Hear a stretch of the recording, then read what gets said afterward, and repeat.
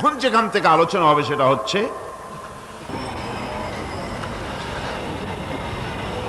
আল্লাহ পাকের প্রেমে উদ্বুদ্ধ হয়ে যারা নিজের প্রাণ প্রিয় সম্পদকে, ধনকে, সম্পদকে যারা এতিম, মিসকিন,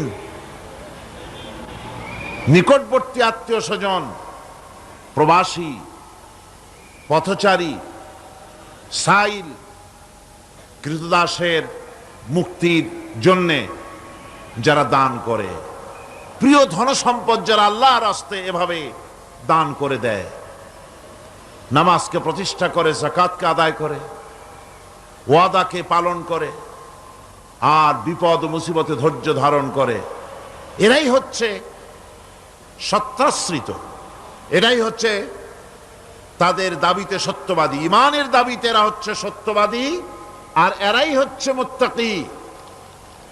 আজকে আমি আপনাদের সামনে যে আলোচনাটা করব সেটা হচ্ছে এই ব্যাপারটি। আল্লাহ পাকের মহব্বতে উদ্বুদ্ধ হয়ে যারা এতিম এবং মিসকিনকে যারা দান করে, আত্মীয় স্বজন, গরিব আত্মীয় স্বজন, অসহায় প্রতিবেশী, পথচারী, এদের জন্য যারা সাহায্য করে। কারণ হচ্ছে ইসলাম তো শুধু নামাজ রোজার কথাই বলেনি, ইসলাম মানুষের জীবনের সকল দুঃখ দুর্দশার দিকে লক্ষ্য রেখেছে। যারা বোঝে না তারা ইসলামকে শুধুমাত্র একটি ধর্ম মনে করে, আর ইসলামের যে অর্থনীতি আছে, সমাজনীতি আছে, এটা তারা বুঝতে পারে না। মাছের যেমন পচন ক্রিয়া শুরু হয় তার মাথা থেকে, সমাজের পচন শুরু হয় তেমন রাজনৈতিক নেতৃবৃন্দ, সমাজ নেতৃবৃন্দ এবং এক শ্রেণীর বুদ্ধিজীবীদের মাথা থেকে, তাদের থেকেই সমাজে পচন ক্রিয়া শুরু হয়ে যায়। এই শ্রেণীর লোকদের দাবি হলো ধর্ম আর অর্থনীতি সম্পূর্ণ দুই প্রান্তিক দিকে বাস করে। ধর্ম এক জিনিস আর অর্থনীতি হচ্ছে আর এক জিনিস, রাজনীতি হচ্ছে ভিন্ন জিনিস। তারা জানে না যে ইসলাম হচ্ছে পূর্ণাঙ্গ জীবন বিধান। আল্লাহ পাক বলছেন এই কোরআনকে যারা অনুসরণ করবে তাদের তো খাওয়া পড়ার অভাব হওয়ার কথা না।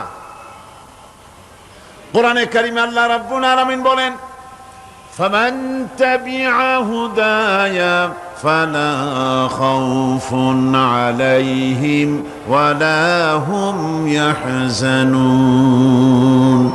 আল্লাহ পাক বলেন এই কোরআনের অনুসরণ যারা করবে, এই কোরআনের আইন যারা মেনে চলবে, কোরআনকে মেনে যারা চলবে, এর শাসন যারা মেনে চলবে, ফালা খাউফুন আলাইহিম, ওদের জন্য কোনো ভয় নাই, ওয়ালা হুম ইয়াহজানুন, ওদের জন্য কোনো চিন্তাও নাই।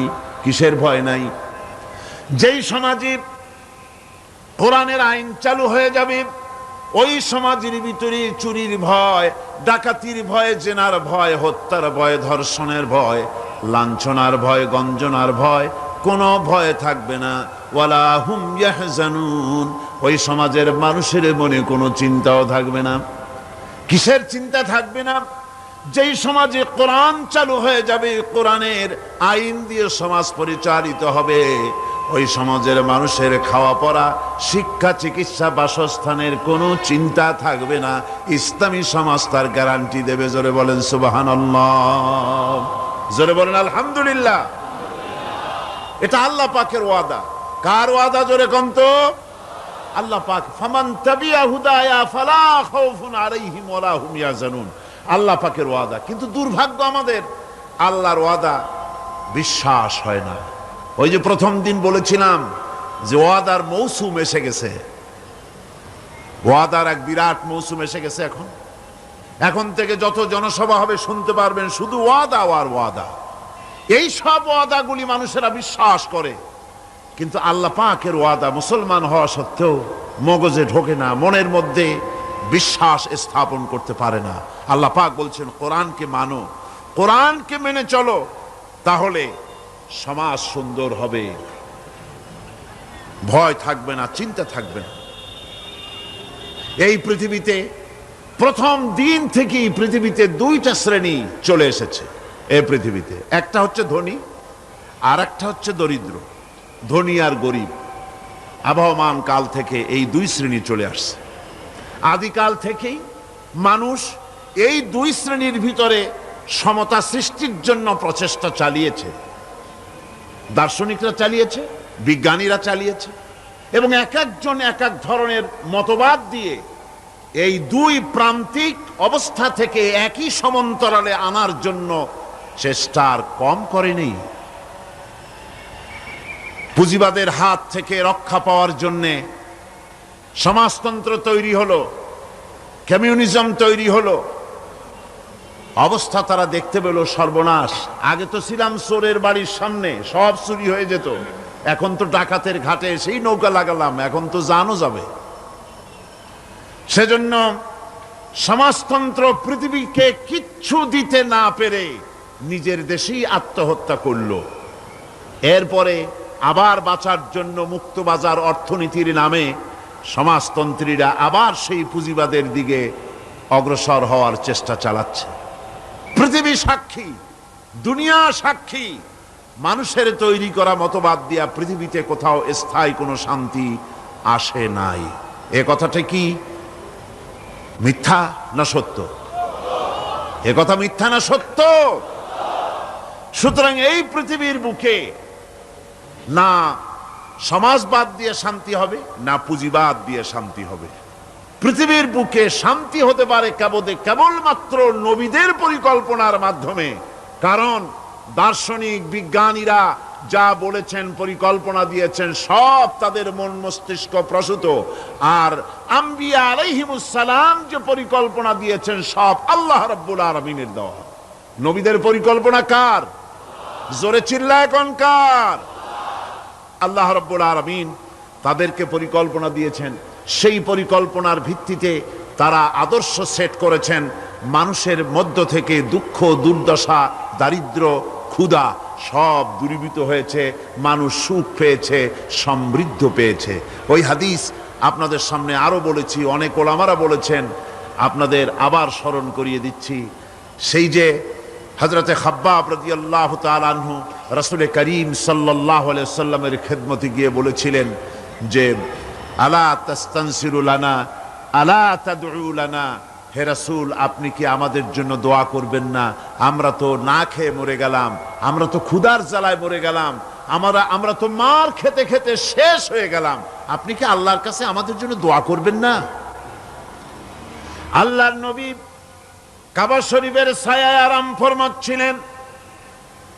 হযরতে খাব্বাবের কথা শুনে আল্লাহর নবী উঠে বসলেন আর তিনি বললেন, ও সাহাবী খাব্বাব শোনো, তোমাদের আগে এই জমিনে যারা দ্বীনের দাওয়াত দিতে এসেছিলেন তাদেরকে সমাজ শক্তি, রাষ্ট্র শক্তি তাদেরকে ধরত।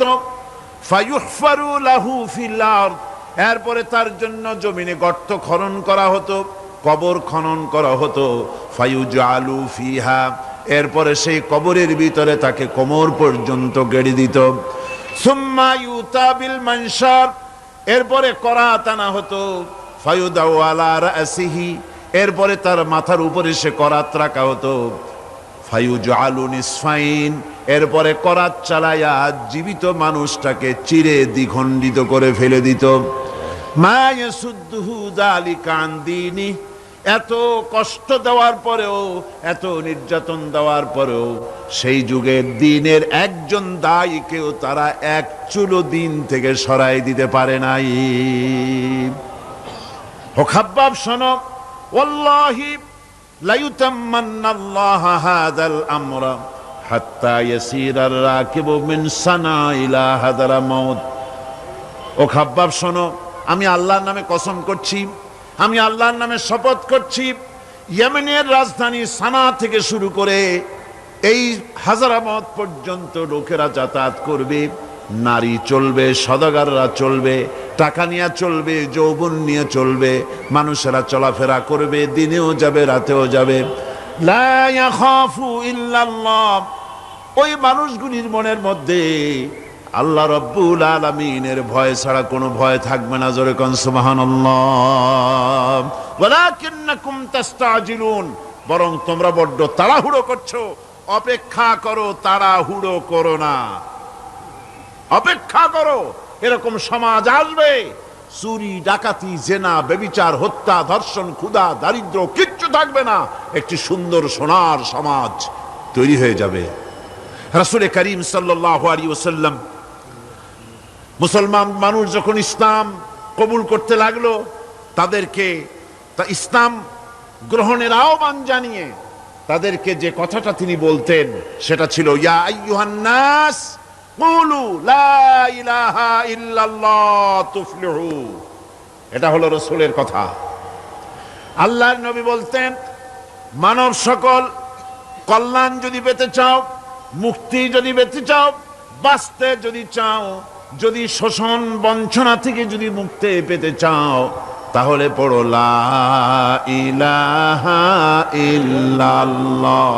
জোরে পড়েন লা ইলাহা ইল্লাল্লাহ, লা ইলাহা লা ইলাহা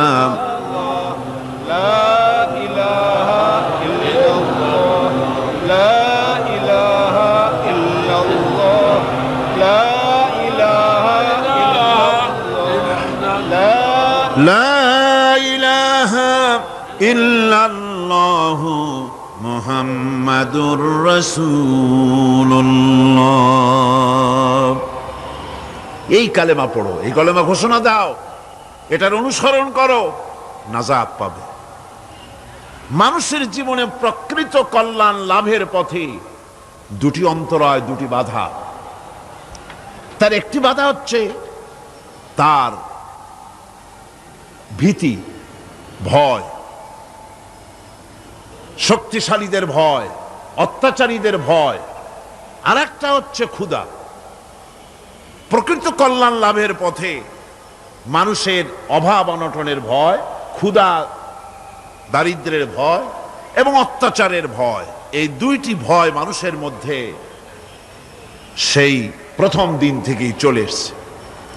ইসলাম প্রচারের প্রথম অধ্যায় আল্লাহ রাব্বুল আলামিনের বন্দিগির দাওয়াত দিয়ে নবী করিম সাল্লাল্লাহু আলাইহি সাল্লাম বলেছেন, এই ক্ষুধা আর ভয়, এই দুটি জিনিসকে দূর করে দেওয়ার মতো পরিকল্পনা আল্লাহ পাক দিয়েছেন।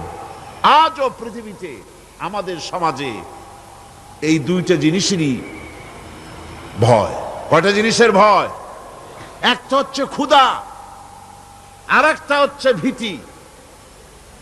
মানুষ সমাজে, বাজারে, স্কুলে, বিশ্ববিদ্যালয়, শিক্ষাঙ্গনে কোনো জায়গায় আরামে বসবাস করতে পারছে না। মাহফিল এসছেন, নিশ্চিন্ত মনে ফিরে যেতে পারবেন। আপনার ছেলে বিশ্ববিদ্যালয়ে পড়াশোনা করছে, জীবন নিয়ে বাড়ি ফিরতে পারবে। আপনার মেয়ে কলেজে গিয়েছে, তার ইজ্জত নিয়ে, সম্ভ্রম নিয়ে ফিরে আসতে পারবে, এ গ্যারান্টি আজ আর কেউ দিতে পারে না। সত্য কিনা বলেন? নবীজির কাছে আল্লাহ রাব্বুল আলামিন কোরআনে কারীমের আয়াত নাজিল করলেন, নবীজিকে শোনায় দিলেন। এই দুটো জিনিসের গ্যারান্টি ইসলাম দিচ্ছে, আল্লাহ পাক দিচ্ছেন। তা হলো এই, ফালইয়াবুদু রাব্ব হাযাল বাইত। ক্ষুধার সময় যদি খেতে চাও, ক্ষুধার সময় যদি পেট পুরে খেতে চাও, আর বিপদের সময় যদি নিরাপত্তা চাও, আরামে যদি ঘুমাতে চাও, তাহলে কি করো? ফালিয়াবুদু রাব্ব হাযাল বাইত। এই ঘরের মালিকের ইবাদত করো। কোন ঘর? আল্লাহর ঘর। এ ঘরের মালিক কে? আল্লাহ সুবহানাহু ওয়া তাআলা। এ ঘরের মালিকের ইবাদত করলে কি হবে? আল্লাহ রাব্বুল আলামিন বলেন, আল্লাযী আত'আমাহুম মিন জু'ইন ওয়া আমানাহুম মিন খাউফ। এ ঘরের মালিকের ইবাদত করলে পরে তিনি ক্ষুধার সময় খেতে দিবেন, আর ভীতির সময় তোমাদেরকে নিরাপত্তা দান করবেন। যদি পেট ভরে খেতে চাও, আল্লাহর ইবাদত করো, গোলামি করো। আর যদি তোমরা বিপদের সময় নিরাপত্তা লাভ করতে চাও, তাহলে তোমাদেরকে সেই আল্লাহ পাকের ইবাদত করতে হবে, সমস্ত রকমের বিপদ থেকে, মুসিবত থেকে, ভয় থেকে তিনি তোমাদেরকে আশ্রয় দিবেন।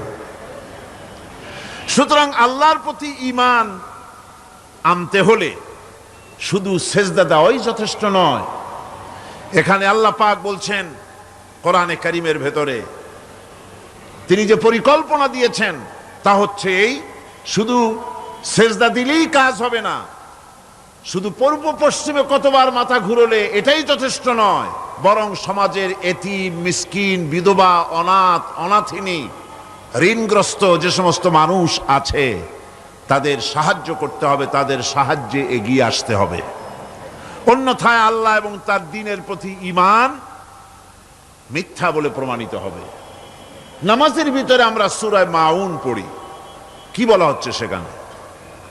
আরাআইতাল্লাযী ইউকাযযিবু বিদ্দীন ফাযালিকাল্লাযী ইয়াদুল ইয়াতীম ওয়া লা ইয়াহুদ্দু আলা তুআমিল মিসকিন।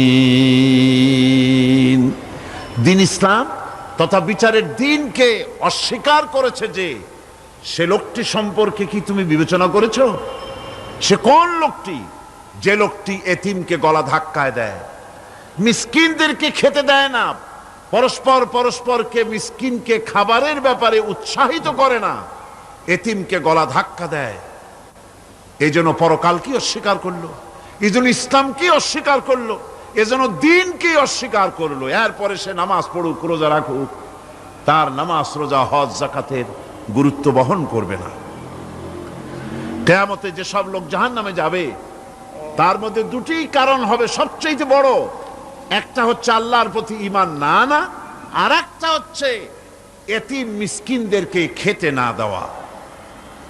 এদের শাস্তি কিরকম হবে? আল্লাহ রাব্বুল আলামিন বলেন, যারা এতিম মিসকিনদেরকে খেতে দিবে না, গলায় ধাক্কা দিবে, তাদের সঙ্গে দুর্ব্যবহার করবে, আল্লাহ পাক বলেন তাদের অবস্থা কি হবে শোনো। খুযূহু ফাগুল্লুহু সুম্মাল জাহিমা সাল্লুহু। বলা হবে ধরো এই লোকটারে, ধরো আর তাকে তার গলায় ফাঁস লাগাও, তাকে জাহান্নামে নিক্ষেপ করো। নাউযুবিল্লাহি মিন যালিক। আর এরপরে তাকে 70 হাত 70 গজ শিকল দিয়ে তাকে বেঁধে ফেলো, তাকে জাহান্নামে নিক্ষেপ করো। কারণটা কি? কারণ হলো ইন্নাহু কানা লা ইউমিনু বিল্লাহিল আযীম ওয়া লা ইয়াহুদ্দু আলা তুআমিল মিসকিন। গলায় ফাঁস লাগায়া 70 হাত শিকল দিয়া বাঁধা জাহান্নামে নিক্ষেপ করো, কারণ সে আল্লাহর উপর ঈমান আনে নাই, আর এতিমদেরকে, মিসকিনদেরকে খাবারের ব্যাপারে পরস্পরকে উৎসাহিত করে নাই, নিজেও খাওয়ায় নাই, আরো একজনকে উৎসাহিতও করে নাই। কিয়ামতে জাহান্নামে যারা যাবে, জাহান্নামে যাওয়ার যতগুলি কারণ থাকবে তার মধ্যে দুটি কারণ বড়। বলেন কয়টা কারণ বড়? আল্লাহ পাক বলতেছেন জাহান্নামীদেরকে প্রশ্ন করা হবে, ইয়াতাসাআলুনা আনিল মুজরিমিন মা সালাকাকুম ফি সাকার। জাহান্নামীদেরকে প্রশ্ন করা হবে, জাহান্নামে আসছো কেন, কি অপরাধ করে আসছো? ক্বালু লাম নাকু মিনাল মুসাল্লিন ওয়া লাম নাকু নুতঈমুল মিসকিন। তারা বলবে যে আমরা নামাজ পড়তাম না আর মিসকিনদেরকে খেতে দিতাম না। কত বড় মারাত্মক অপরাধ লক্ষ্য করুন। নামাজ না পড়া আর মিসকিনদের খেতে না দেওয়া, জাহান্নামে যাওয়ার যত কারণ তার মধ্যে শ্রেষ্ঠ দুটি কারণ হচ্ছে এই, যারা নামাজ পড়বে না, এতিম মিসকিনদেরকে খেতে দিবে না, এবং পরস্পরকে এতিম মিসকিনকে খেতে দেওয়ার ব্যাপারে উৎসাহিত করবে না, কিয়ামতে তারা জাহান্নামে যাবে। কোথায় যাবে? খোদ রাসূলে কারীম সাল্লাল্লাহু আলাইহি ওয়াসাল্লামকে লক্ষ্য করে আল্লাহ রাব্বুল আলামিন বলেন, নবীজি আপনি এতিমদের সঙ্গে সদ্ব্যবহার করবেন, এতিমদের ব্যাপারে আপনি দায়িত্ব পালন করবেন। কারণ হলো আপনিও তো এক সময় এতিম ছিলেন, এতিমের ব্যাপারে দায়িত্ব পালন করবেন। কোরআনে কারীমে রব্বুল আলামিন বলেন, আলাম ইয়াজিদকা ইয়াতীমান ফাআওয়া। ও নবী, আমি কি আপনাকে এতিম অবস্থায় পাই নাই? আর তারপরে আমি কি আপনাকে আশ্রয় প্রদান করিনি? আপনাকে আমি এতিম অবস্থায় পেয়েছি, এরপরে আপনাকে আশ্রয় দিয়েছি। রাসূল তো এতিমদের সর্দার। পৃথিবীর কোন এতিম যেন বলতে না পারে, নবীজি আমার ব্যাপারে কি বলবেন, আমি তো এতিম মানুষ, আর তিনি আমার ব্যাপারে কিভাবে আমার দরদ বুঝবেন। নবীজিকে আল্লাহ পাক কেমন এতিম বানালেন, সমস্ত দুনিয়ার এতিমদের সর্দার বানালেন। মায়ের পেটে যখন তিনি ছিলেন, 6 মাসের সময় মায়ের পেটে থাকাকালীন বাপের এতিম হয়ে গেলেন। যখন প্রসব বেদনা শুরু হয়েছে মায়ের, দুনিয়ায় যখন তিনি আসবেন, হযরতে আমেনা ঘরের ভিতরে বসে তার অবস্থাটা কি?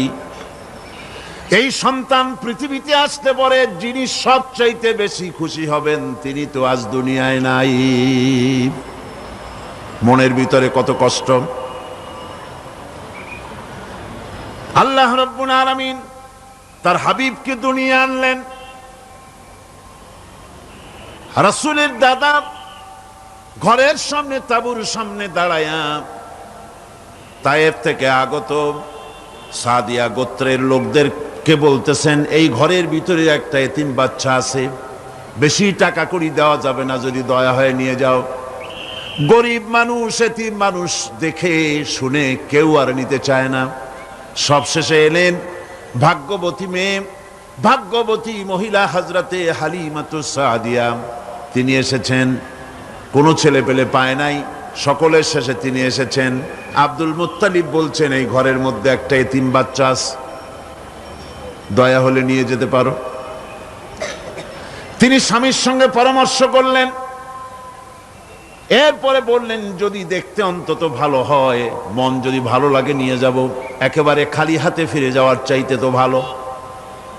হযরতে হালিমা বলেন, আমি ঘরের মধ্যে প্রবেশ করলাম, মা আমেনার কোল থেকে শিশু মুহাম্মদ সাল্লাল্লাহু আলাইহি সাল্লামকে যখন আমি কোলে নিলাম, আমি হুজুরের চেহারার দিকে নজর করে দেখলাম, আমার কাছে মনে হলো যেন পূর্ণিমার চাঁদটা আমার কোলে ধরা দিয়েছে। রাসূল কি শিশু মুহাম্মদ সাল্লাল্লাহু আলাইহি সাল্লাম কি যখন নিয়ে বাড়ির দিকে রওনা হলাম, যে গাধা আমার সকলের পেছনে এসেছে, সেই গাধা এখন সকলের আগে ছুটে চলে যায়। এরপরে বাড়ি যখন নিয়ে গেলাম, কুয়ায় পানি বাড়লো,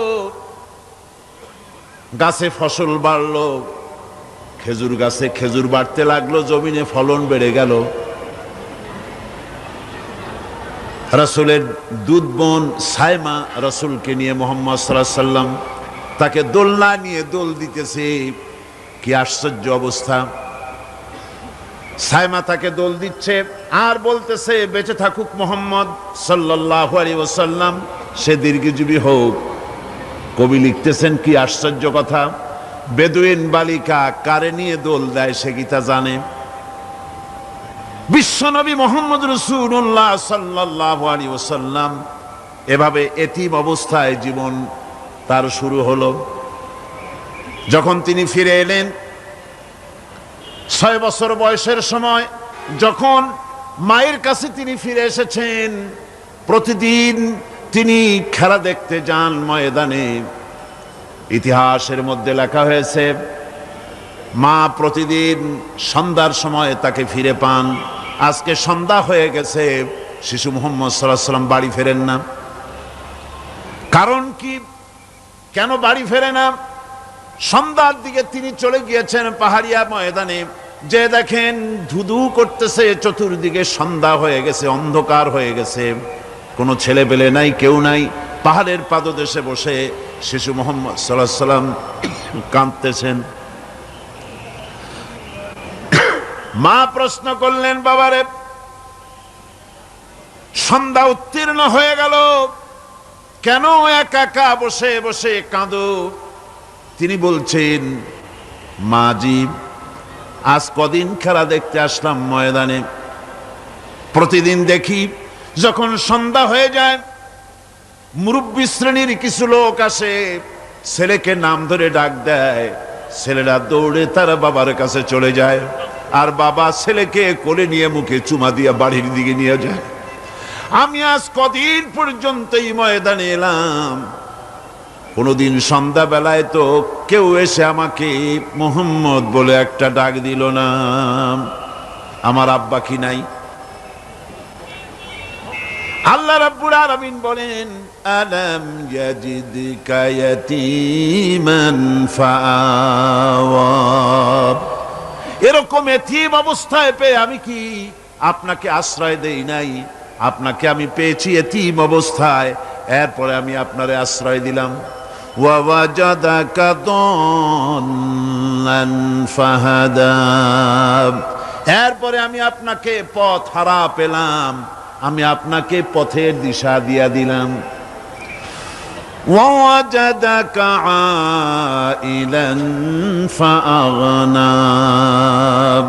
এরপরে আমি আপনাকে দরিদ্র অবস্থায় পেয়েছি, তারপরে আমি আপনার দারিদ্র মুক্ত করেছি আপনাকে। সুতরাং ফাআম্মাল ইয়াতীমা ফালা তাকহার ওয়া আম্মাস সাইলা ফালা তানহার ওয়া আম্মা বিনি'মাতি রাব্বিকা ফাহাদ্দিস। সুতরাং নবী, ইয়াতীমের প্রতি নির্মম ব্যবহার করো না, এতিমের প্রতি ভালো ব্যবহার করো, নির্মমতা দেখাইও না। আর ভিক্ষুককে ধমক দিও না, রূঢ়তা দেখিও না, আর আল্লাহর নিয়ামতের প্রশংসা করো। বহুত মানুষ আছে এতিমরে গলায় ধাক্কা দেয়। মানুষ যখন ভিক্ষা নিতে আসে, গরিব মানুষ ভিক্ষা চাইতে আসছে, ওই মেয়ে আত্মাহিত জানো, দোয়া কুনুত জানো, বাড়ি যেয়ে কাজ করবা, এই সব আজে বাজে কথা বলিয়া ভিক্ষা দেয় না। সাইলকে ধমক দিতে রাসূল করিম সাল্লাল্লাহু আলাইহি ওয়াসাল্লাম নিষেধ করেছেন, সাইলকে ধমক দিও না। গাড়িতে বসে যাচ্ছেন সাহেব, ট্রাফিক মোড়ে যখন সিগন্যাল জ্বলল, গাড়িগুলি দাঁড়ায় গেল, ফকির এসেছে, হাত নাই পাও নাই, বুড়া মানুষ, একটা পয়সা বার করে না। আবার এই মানুষটি ওই ফকিরকে ধমক দিয়া বার করে দিল। এরপরে এই লোকটি যখন কোনো মাজারের কাছে পৌঁছে গেল, 500 টাকার কড়কড়ে নোটটা ফেলে দিল। বলেন টাকা দরকার কার? মরা মানুষের না জিন্দা মানুষের? কার দরকার? যার টাকা দরকার ছিল তারে দেওয়া হলো না, যার দরকার নাই তারে দেওয়া হলো।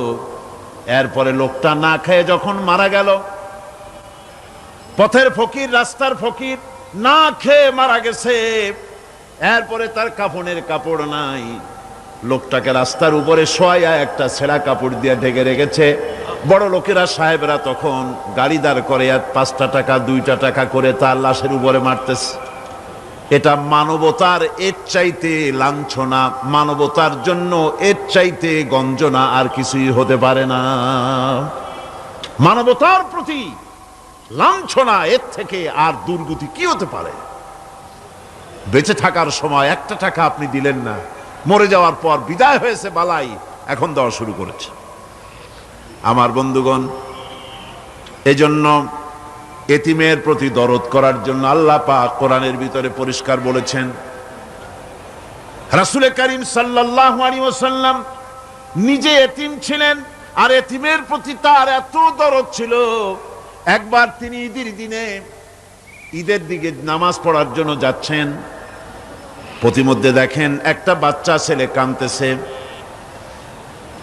এই রাস্তায় কত মানুষ গেল, কেউ দাঁড়ালো না, থমকে বাচ্চার ক্রন্দন কাউকে থামাইতে পারল না, কিন্তু বিশ্ব নবী, দয়ার নবী রাহমাতুল্লিল আলামিন বাচ্চার কান্না দেখে পাও বাড়াতে পারলেন না। নবীজি দাঁড়ায় গেলেন, জিজ্ঞেস করেন, ও বাচ্চা, ঈদের দিনে কাঁদো কেন? ঈদের দিনে তো কাঁদতে নাই। বাচ্চা বলে, তোমার কাছে বলবো না, আমি সেই সকালবেলা থেকে বসে আছি, আমি যদি মক্কার আব্দুল্লাহর পুত্র মুহাম্মদ রাসূলুল্লাহ সাল্লাল্লাহু আলাইহি সাল্লামকে পাই, মনের দুঃখ তার কাছে বলবো। বিশ্ব নবী জমিনের উপরে বসে পড়লেন, বাচ্চারে কোলের উপরে উঠায় বলেন, বাচ্চা বলো কি তোমার দুঃখ? তুমি যার জন্য বসেছো আমি তো সেই এতিম নবী, কি বলতে চাও? বাচ্চা বলতেছেন, ইয়া রাসূলুল্লাহ, আমার বাবা মারা গেছে সেই ছোট্টবেলায়, একেবারেই তখন মায়ের পেট থেকে আমি আসার পর বাপ মরে গেল, আমার মা আর একজনের সঙ্গে বিয়ে বসেছে, সেই পুরুষটি আমারে দেখতে পারে না, আমার মা যদি আমারে কোলে করে এসে সহ্য করতে পারে না, আমারে চুমা খাইলে সহ্য করতে পারে না, আমারে খাবার দিলে মা মার খায়। আজ ঈদের দিনে রাতে আমার মা আমাকে বলল, বাবারে তোমার কপাল খারাপ, তোমার বাবা মারা গেছে, তোমাকে সাহায্য করার কেউ নাই, আমি তোমার যত্ন করতে পারলাম না, কোলে নিয়ে চুমাও দিতে পারি না, আমার এমনই কপাল খারাপ। সুতরাং এতিমের দরদ এতিম ছাড়ার কেউ বুঝবে না, তুমি আজ চলে যাও, ওই রাস্তায়, ঈদের রাস্তায় দাঁড়ায় থাকো, মাঠের রাস্তার পাশে, বিশ্ব নবীর কাছে তোমার দুঃখ বলো, এতিমের দুঃখ তিনি বুঝবেন। আমি মায়ের কথা মতো এই জায়গায় এতক্ষণ বসে আছি, হুজুর আপনি দয়া করে, আমার কথা তো আপনার কাছে বললাম, আমার মনের এই দুঃখ। নবীজি বাচ্চার কথা শুনতেছিলেন, চোখ দিয়া পানি পড়তেছিল, বাচ্চাকে বুকের সঙ্গে জড়িয়ে ধরে নবীজি বলেন, ও এতিম, মুহাম্মদ সাল্লাল্লাহু আলাইহি ওয়াসাল্লাম যদি তোমার পিতা হন আর হযরতে আয়েশা যদি তোমার মা হয়ে যায়, বলো তোমার মনের দুঃখ মেটে নাকি? ছেলে ডুকরে কেঁদে উঠলো আর বলল, ইয়া রাসূলুল্লাহ, আপনি যদি আমার পিতা হন আর আয়েশা যদি আমার মা হয়ে যায়, এর থেকে বড় সৌভাগ্যের আমার তো আর কিছুই নাই। নবীজি এতিমকে বাড়ি নিয়ে গিয়ে হযরতে আয়েশার হাতে তুলে দিয়ে বললেন, আয়েশা রে, পবিত্র ঈদের দিনে আল্লাহ রাব্বুল আলামিন তোমার জন্য একটা উপহার পাঠিয়েছেন, এটা যত্ন করো। এতিমের প্রতি দরদ রাখার জন্য আল্লাহ রাব্বুল আলামিন বলেছেন, এতিম, মিসকিন, বিধবা, অসহায় লোক, তাদের প্রতি যাতে করে মুসলিম সমাজ লক্ষ্য রাখে, সেজন্য আল্লাহ পাক নির্দেশ করেছেন। বুখারী এবং মুসলিম শরীফের হাদিসে এসেছে, আস-সাই আলাল আরমালাত ওয়াল মিসকিন কাস-সাই ফি সাবিলিল্লাহ। বিধবাদের জন্য, মিসকিনের জন্য কেউ যদি কোনো উদ্যোগ গ্রহণ করে, কেউ কোনো সাহায্য দেয়, জিহাদের ময়দানে জিহাদ করে আল্লাহর রাস্তায় যে সওয়াব পাওয়া যায়, যে মর্যাদা পাওয়া যায় আল্লাহর কাছে, এতিম, মিসকিন, বিধবাকে সাহায্য করলে সেই সওয়াব আল্লাহ রাব্বুল আলামিন আমলনামায় দিয়ে দেন।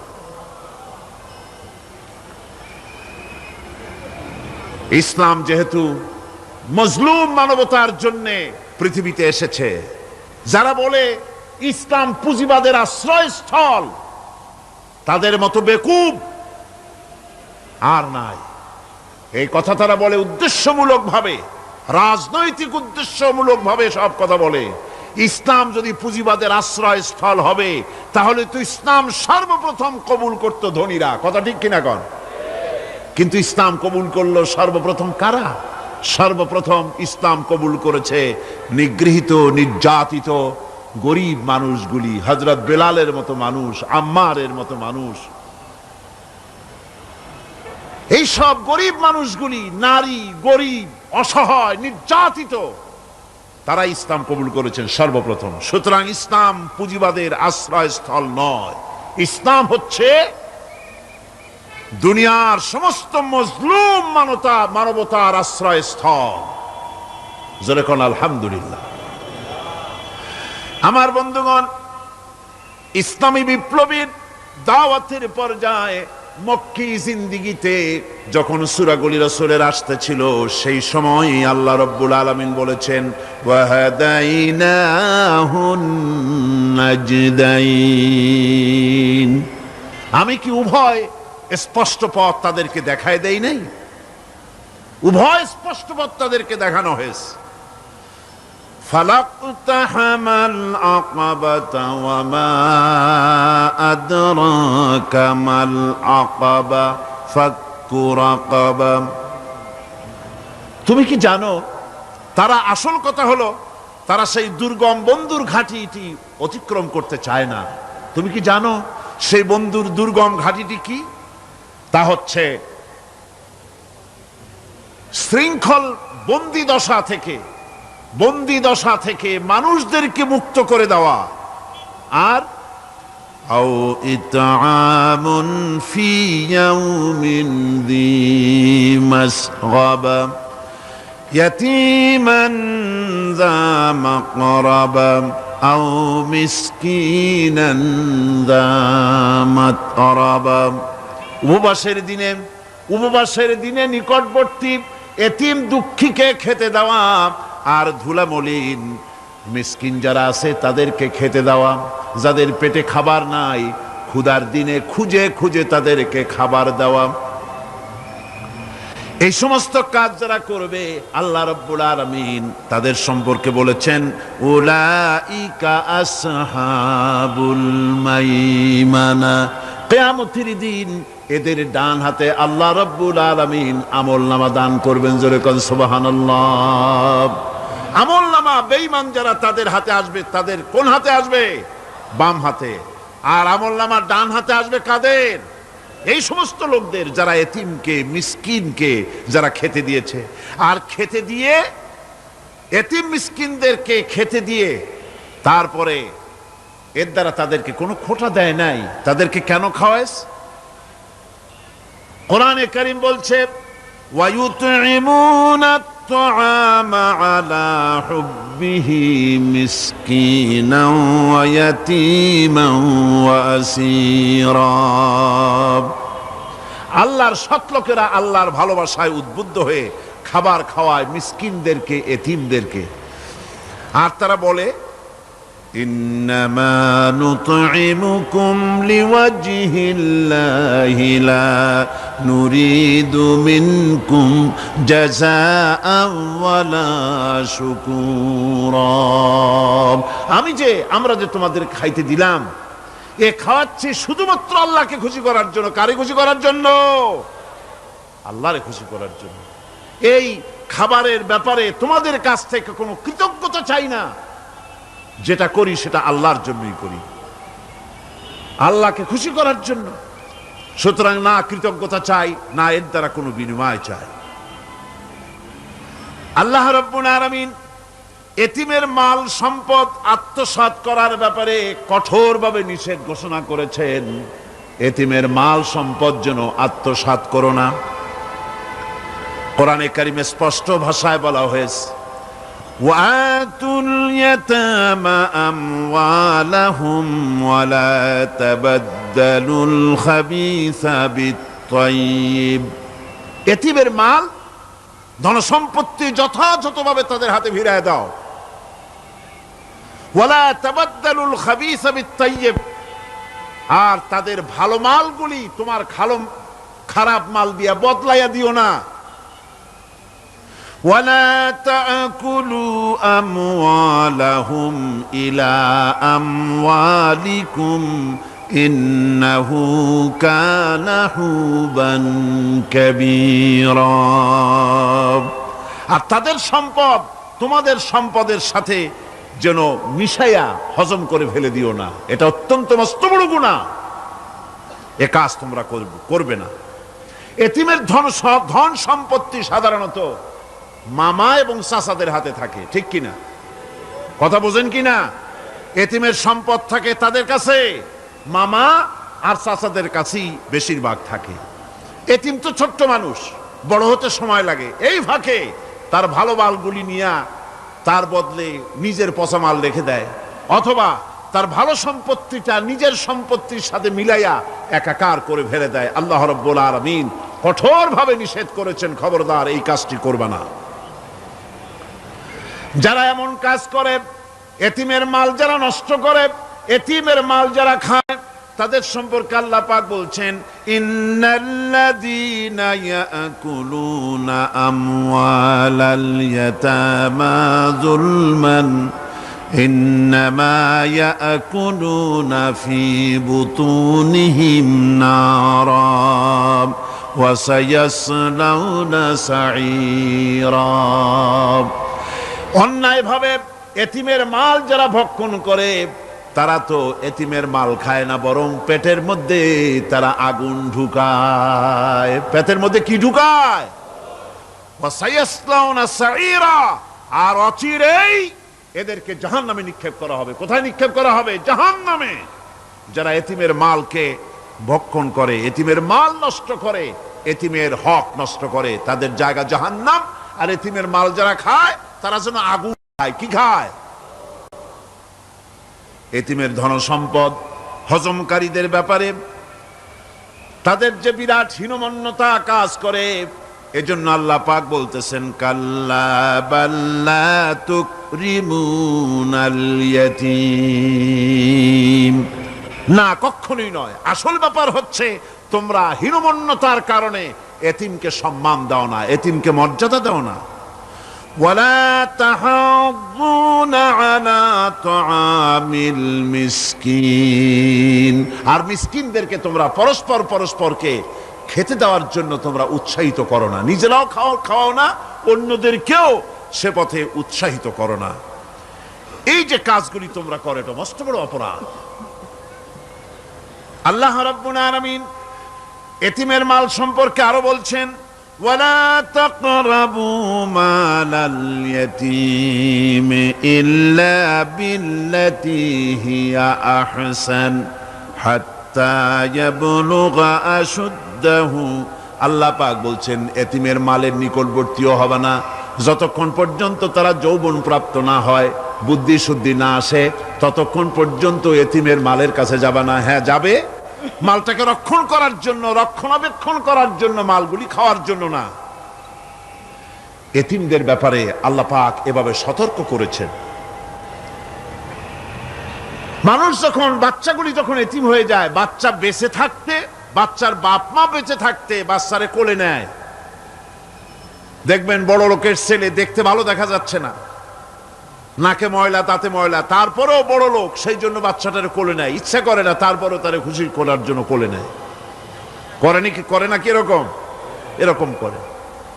বাপ মা বেঁচে আছে, তখন চাচাতে, মামুতে, ভাগ্নাকে, ভাতিজাকে আদর করে কোলে নেয়, ঘাড়ে নেয়, চুমা খায়। আর যখন বাপ মা মরে গেল, বাপ যখন মারা গেল, এই ছোট্ট বাচ্চাটি চাচার দিকে ফেলফাল করে তাকায়, মায়ের দিকে তার মামার দিকে ফেলফাল করে তাকায়, একটি বারের জন্য কোলে নিয়ে তখন আর আদর করে না। মনের মধ্যে তখন দুর্বিসন্ধি থাকে, এই বাচ্চা মরুক, অথবা তার সম্পদ যা আছে সম্পদগুলিকে লুটপাট করে নেই। দেখেন এবার মিলান কথার সাথে আল্লাহ পাকের, লাইসাল বিররা আন তুওয়াল্লু ওয়ুজুহাকুম কিবালাল মাশরিকি ওয়াল মাগরিব। পূর্ব পশ্চিমে কত মাথা ঘুরালে, কত সেজদা দিলে, এটাই কিন্তু পুণ্যবান হওয়ার জন্য বড় কথা নয়, বরং শর্তই হলো আগে যা বলেছি সেগুলি। আর শর্ত হলো এতিম মিসকিনদেরকে, বিধবাদেরকে, অসহায়দেরকে সাহায্য করতে হবে। এগুলি করলে তাহলে তুমি মুমিন বলে প্রমাণিত হবে, তুমি সৎ ব্যক্তি, ভালো মানুষ, নেককার, পুণ্যবান বলে আল্লাহ পাকের দরবারে তুমি প্রমাণিত হবে। আমি এই বিষয়ের উপরে রাত প্রায় অনেক হয়ে গিয়েছে, 9:45 মতো, অনেক দূর থেকে আপনারা আসেন, কাজী আমি আলোচনা আজকে আর বাড়াবো না। মোনাজাতের জন্য বসেন, এক্ষুনি মোনাজাতের জন্য দাঁড়ানো ভাইরা সব বসে পড়েন। আল্লাহুম্মা আমিন। রব্বানা যালামনা আনফুসানা ওয়া ইন লাম তাগফির লানা ওয়া তারহামনা লানাকুনান্না মিনাল খাসিরিন। রব্বানা لا تزغ قلوبنا بعد إذ هديتنا وهب لنا من لدنك رحمة إنك أنت الوهاب আয় আল্লাহ তাআলা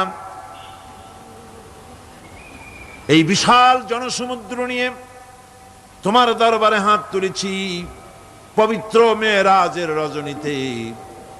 আয় আল্লাহ তুমি দয়া করে মেহেরবানি করে আমাদের আলোচনা দুরুদ সালামের সওয়াব আমাদের বিশ্ব নবী তোমার প্রিয় হাবিব জনাবে মুহাম্মদ রাসূলুল্লাহ সাল্লাল্লাহু আলাইহি ওয়াসাল্লামের রূহ মুবারকে পৌঁছায়া দাও।